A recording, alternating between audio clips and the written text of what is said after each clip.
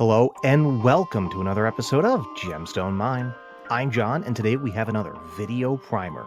Azorius month is going strong and today I want to bring you a deck built in Azorius with some of the ideas that we've talked about throughout this month. Azorius month began when DJ brought us a hot brew featuring Tameshi Reality Architect.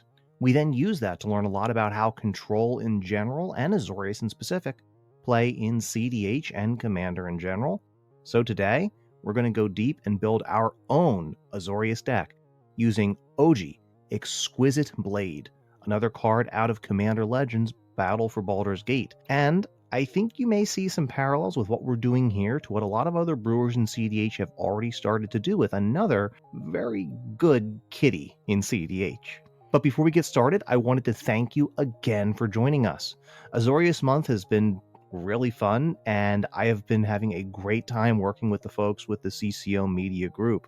Everybody has been wonderful in welcoming me, but again, something as simple as a like, a subscribe, a comment on whatever your preferred app of choice is, whether it's YouTube or Spotify or what have you, it goes a long way to helping us get ready and get built up here on our new home on CCO Media Group. But without further ado, I already mentioned a very good kitty, and Displacer Kitten is known to be a really good card that can do some really dumb stuff. Oji Exquisite Blade is a Displacer Kitten that can only be triggered once per turn, but sometimes once is really all you need. The deck that we're going to build is a control deck that seeks to stop faster opponents, then grind out value turn after turn by incidentally triggering cards like Oji and Displacer Kitten before ultimately taking over the game and going for the win. Let's start by taking a look at our commander, Oji Exquisite Blade. 2 white and a blue for a legendary creature, a human monk at 2/3, with when this card enters the battlefield, you gain 2 life and draw 2 cards. And whenever you cast your second spell each turn, exile up to 1 target creature you control, then return to the battlefield under its owner's control. Oji serves as both an enabler and a payoff for the turns where we multi-spell. Even if we cast our second spell with an otherwise empty board, Oji can flicker themselves to let us dig 2 cards deeper to find the pieces we need to control the game.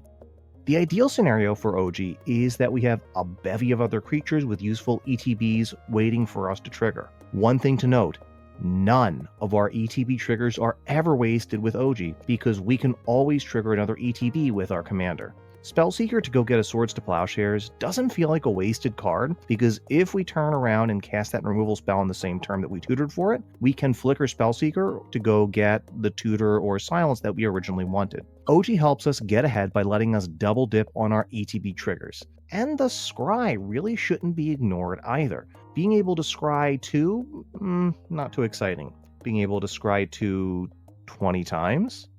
Very interesting. Being able to scry 2 an unbounded number of times essentially lets us stack the top cards of our deck very easily. And once we have access to those top cards, we can usually find a way to win the game. Most of the deck is built around the enter the battlefield effects that you may be familiar with from some cEDH decks, but are also pretty popular in general casual commander circles as well. So while Oji is the starter for most of our combos, many of our most powerful lines come from creatures that have other powerful ETB effects. One of the most critical of which is actually Recruiter of the Guard, which can go grab Displacer Kitten, which only has a toughness of 2, to start setting up our game-ending combos, as well as one of our main engines with Displacer Kitten with Venser, Shaper Savant, and almost all of the best value engines in our deck, whether Esper Sentinel or Archivist of Ogma, can be easily grabbed off of a Recruiter of the Guard trigger. Recruiter is especially attractive to go grab a value piece like Esper Sentinel because we can then cast the Sentinel as spell number 2 for the turn, triggering Oji to flicker Recruiter and go grab a combo piece, or a stacks piece, or whatever else we really need to be able to get set up. Spellseeker is our next critical creature. This can go grab a removal spell and then flicker on cast of that removal spell to go grab a tutor or the protection we actually wanted. Even just fetching a cantrip is sometimes the correct call while digging to try to find a way out of whatever situation you're in.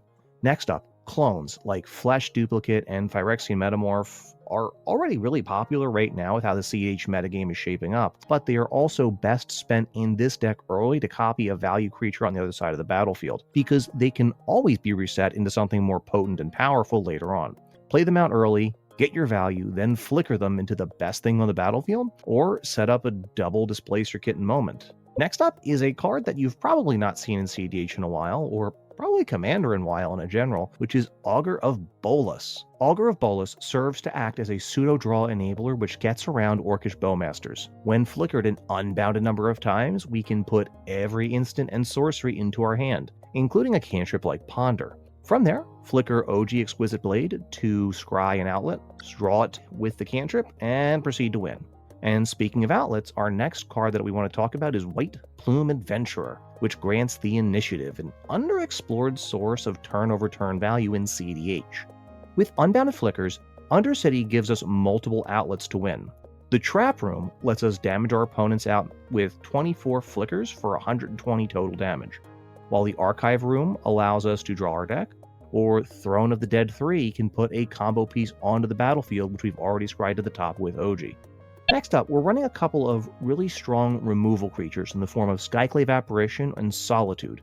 They both make for good, no-nonsense removal. Solitude is particularly easy to abuse, even if only removes creatures, as we can follow up on paying its evoke cost with any instant to flicker Solitude, answer a second creature, and keep Solitude on the table to continue to flicker and control the board with.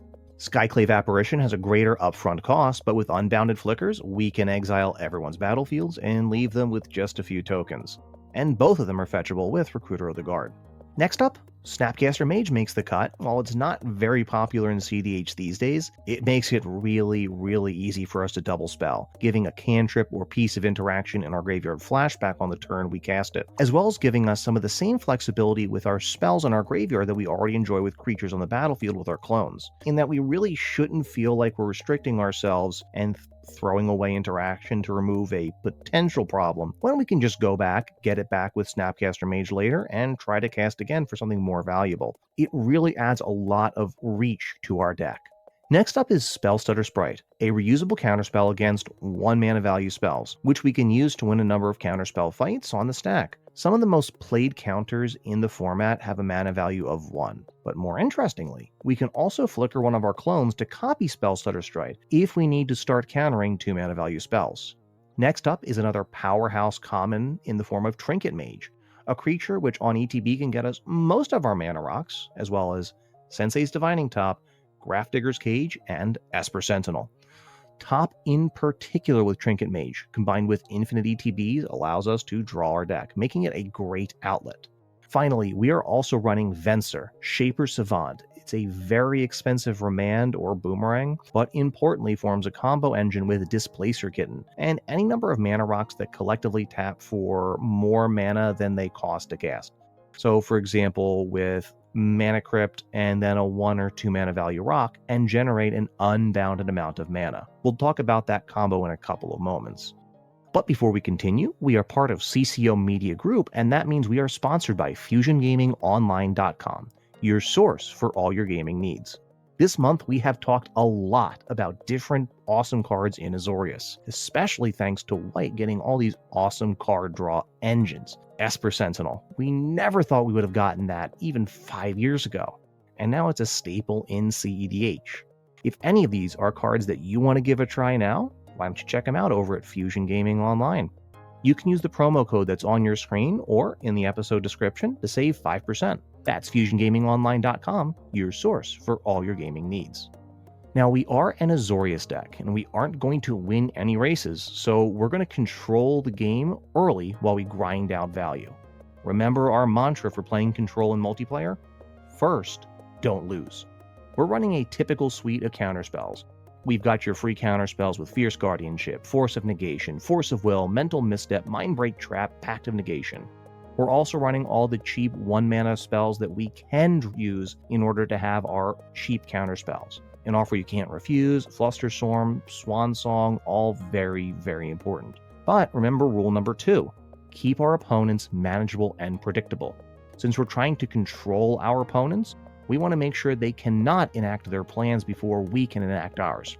So we have some powerful tools to take advantage of. In terms of good stacks effects, we have both Blind Obedience and Dauntless Dismantler. which provide a very powerful counter to Dockside Extortionist and other treasure-based combos. Even better though, as we're going to talk about in a few minutes, Blind Obedience is an outlet for infinite mana when we're bouncing a mana rock back to our hand an unbounded number of times. Many games will likely end with us getting Blind Obedience into play to act as our outlet for unbounded mana. Next up is Grafdigger's Cage, a powerful way to stop Underworld Breach and other graveyard strategies, as well as stopping green straight to battlefield tutors, and also incidentally stopping Winota. We're also running Drannith Magistrate, a good stacks piece that we have access to by virtue of being in white that can stop our opponents from going for it with Underworld Breach, and prevents them from casting their commanders. All around fantastic card. We're also running all of the best removal spells that we can get our hands on. Chain of Vapor, Get Lost, Soul Partition, Touch the Spirit Realm, all have the opportunity to answer multiple permanent types, while Dress Down, March of Swirling Mist, Path to Exile, Snap, and Swords to Plowshares are very useful and flexible answers to creatures. Finally, we're in Azorius. We have great value engines. We have Archivist of Ogma, Esper Sentinel, Ledger Shredder, Mystic Remora, The One Ring, Rhystic Study, and now the new card from Murders at Karlov Manor, Trouble in Pairs. Azorius just has so many great traditional commander neutral value engines that can get us so far ahead. We're gonna run them. It's cEDH. We want all the card draw we can in the current and mid-range metagame. Which takes us to step 3 for playing control deck and multiplayer: win comfortably. And since we're in Azorius, we have silence effects. When we're going for our win with an Azorius control plan, we want our window to be wide open, which means we're going to lean on cards like the original Silence. We are also going to make use of Ranger Captain of Eos, which is a free crack on our turn, and it also serves as a way for us to go and get our Esper Sentinel. Next up, Grand Abolisher is another great static silence effect, one of the best in the game and well known to just about all commander players. But finally, we are also running 3 mana Teferi Time Raveler, which gets to serve double duty as a silence effect that also combos with Displacer Kitten, and most of the mana positive rocks to combo off while drawing our deck and guaranteeing that we win with unbounded mana. So, speaking of winning the game, how are we going to get there? We want to generate unbounded ETBs in almost all cases. In order to create those unbounded ETBs, we are generally going to lean on Displacer Kitten engines. Now, importantly, Displacer Kitten engines generally only form a closed loop and don't necessarily break away for us to be able to begin infinitely flickering other creatures. But inserting a doubler like the new Delny Streetwise Lookout, or any of our clones of Kitten, allow us to create a parallel loop going alongside our main mana or card draw engine to generate infinite ETBs with basically any of our other creatures. Even something as simple as our commander allows us to scry through our entire deck, stack the top 2 cards of our library to get something that we need, and then it's just a matter of finding a way to draw that card, which is not too hard these days. Engine number 1 is Displacer Kitten plus Teferi Time Raveler plus a mana positive rock. We're going to -3 Teferi to bounce that rock and draw a card. Then we're going to cast the rock for less mana than it taps for. Triggers Kitten, flickers Teferi, and we repeat. The result is an unbounded amount of mana plus an unbounded number of card draws. Easy, straightforward, very simple to win from there. The next engine is using Displacer Kitten plus Venser Shaper Savant. Shout out, by the way, to Reed, aka Sick Robot, as a person who has been working on Yorion for some time. He helped me out quite a bit with many of the potential engines that can go into this deck. Also, a shout out to DJ and Kai Fervent Alchemist, who were also willing to step up and help me out as I was trying to put this particular deck together. So the Venser engine requires 2 mana positive rocks, or net positive, I guess you would say. The goal is you cast Venser to bounce one of the rocks with Venser's ETB, tapping it for mana first. Cast that mana rock to bounce the other mana rock as we are going to, on cast, flicker Venser. Venser's ETB will return the second mana rock to hand, and of course we will tap it for mana first. This is going to generate a loop where we get unbounded mana. Now, as far as finding our wins, I mentioned that our commander, Oji, allows us to scry through our entire deck once we have unbounded ETBs to find an outlet. Once, though, we can combine unbounded flickers with something like Augur Bolus, We could then put every single instant and sorcery card in our deck into our hand, including a cantrip, which the deck is running several, in order to draw the top card of our library after scrying a win con to top with our commander. We could also combine Unbounded Flickers with Trinket Mage to get all of our mana positive rocks plus Sensei's Divining Top, which can then draw the top card of our library after scrying a win con to the top of our library with our commander. Next, Unbounded Flickers plus Recruiter of the Guard can get a doubler like Delny Streetwise Lookout or a clone to double up on those kitten triggers, which allow us to get even more ETBs. Unbounded Flickers plus the One Ring, well, it's the One Ring. This is another easy way for us to draw our deck. Now with our entire deck in hand, we're probably going to lean back into a classic win condition like Blind Obedience. Blind Obedience plus Unbounded Castings with Unbounded Mana, it's a great outlet for the Venser loop, which allows us to use unbounded white mana to extort our opponents out of the game. We can also use White Plume Adventure with Unbounded Flickering. We have the option for unbounded damage through the Trap Room. We have the option to draw our deck through the Archives Room, and the option to cheat an unbounded number of creatures directly into play with the Three Thrones Room. Finally, we are running clones. We're running clones because currently it is a creature-centric metagame in cEDH. And if somebody happens to control an Orcish Bowmasters, all we need to do is have our clone copy Orcish Bowmasters on ETB, and we still get the Orcish Bowmasters ETB trigger. Combine this with Infinite Flickers, and that is unbounded damage to all of our opponents. Our ability to use our opponent's cards against them in this way with our clones does mean the deck often will be able to cobble together some really interesting win conditions almost on the fly. Now we're at the part of the episode where we're going to go through some opening hands and mulligans. Now, full disclosure, I haven't had a lot of time to playtest this deck yet, so these are more initial thoughts on what we're seeing out of these opening hands, and they're less based on me having gotten multiple reps in with the deck so far, so take these with a grain of salt. These are just my initial impressions. Opening hand number 1 is Arid Mesa, Mox Opal, Forbidden Orchard, Chrome Mox, Grafdigger's Cage, Trouble in Pairs, and Spellstutter Sprite. Now this hand is pretty hot. We have a lot of acceleration, and throwing the Sprite under Chrome Mox means that on turn 1, we could crack Arid Mesa to fetch Tundra, tap Tundra for a Grafdigger's Cage, then play Mox Opal. Metalcraft is online at this point, so on turn 2 we could turn around and cast Trouble in Pairs after playing Forbidden Orchard. Cage is especially attractive if we're expecting an early breach, so like multiple Grixis Turbo decks. But we may want to throw this hand back if there are a lot of potential nauses that we're anticipating early on. Still, a turn 2 Trouble in Pairs, we're probably going to draw to interaction relatively quickly, and I think I would keep this hand in just about every pod. Next up, we have hand number 2, Tundra, Mox Diamond, Mana Crypt, Silence, Archivist of Ogma, Get Lost, and Consider. Now, this hand is not as hot as the first one, but we do have a few nice options. If our first draw is a land, we could go Tundra, Mox Diamond, Mana Crypt, and then pass with 4 mana open. If someone goes to crack a fetch or play a tutor on turn 1, we can flash an Archivist in response to draw a card and still opt to smooth out our next draw, while also holding up mana to get rid of someone else's early value engine.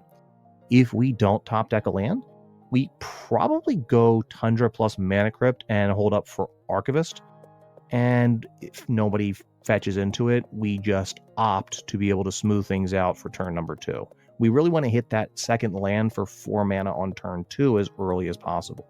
Silence is honestly kind of dead here, but it's reasonable interaction if someone goes for a fast Nause, as someone nosing with 0 mana left to show and you cast Silence into them, they're going to have a bad time because they won't be able to cast any of their rituals off of the Nause. On to hand number 3, we have City of Brass, Minimo, School at Water's Edge, Lotus Petal, Jeweled Lotus, Path to Exile, Preordain, and Dress Down. Lots of speed, but not a lot of places to take it in this hand. If we're expecting fast decks that are going to threaten creature combos, having a turn 1 path in hand is really nice. So we could potentially go Minimo plus Jeweled Lotus, cracking Lotus for triple white and Minimo for blue to cast Oji. We scry to dig for a value engine in this case. If there is no other fast deck really anticipated, we could actually hold onto the Lotus Petal, because on turn 2, we could cast Lotus Petal, play City of Brass, and use Minimo to cast Preordain. That gives us a total scry of 4 in this case. 2 off of our commander, as we're going to flicker our commander, and then 2 off of Preordain. That's pretty deep to dig, potentially seeing as many as 5 cards to dig for something useful or another value engine. Like I said, I haven't played this deck enough that I feel comfortable with this kind of hand. I think if I were experimenting, I would probably keep it. If I was in a more serious tournament setting, I'd probably throw this one back. All right, our 4th and final hand is Marsh Flats, Chrome Mox, City of Brass, Fellwar Stone, Grand Abolisher, Recruiter of the Guard, and Flesh Duplicate. Okay, there's a little bit of speed here, as Chrome Mox exiling Abolisher gives us a turn 1 Fellwar Stone, and then the option on turn 2 for Recruiter of the Guard to go get a kitten. But I honestly think this hand is probably better served holding on to Recruiter, casting Oji on turn 2 to dig for interaction. On the other hand, if one of our opponents plays a really juicy looking value engine, using Flesh Duplicate to copy that is probably going to be pretty sweet. There's a lot of options here. I feel like if this were a deck that I had played a whole lot more, I'd be pretty comfortable with this, which is why my instinct is to say I would keep it. I think if I were going into a tournament today with this, I would ship this hand just out of lack of my comfort with it overall. And that's the deck. Tell me what you think about it. Let us know in the comments on YouTube, where we are part of CCO Media Group. You can also add us on Twitter, where we are at GemstoneMineMTG, or you can send us an email, gemstonemindpodcast@gmail.com. Until next time, I'm John, this is Gemstone Mine, and get ready. Next month, Jeskai.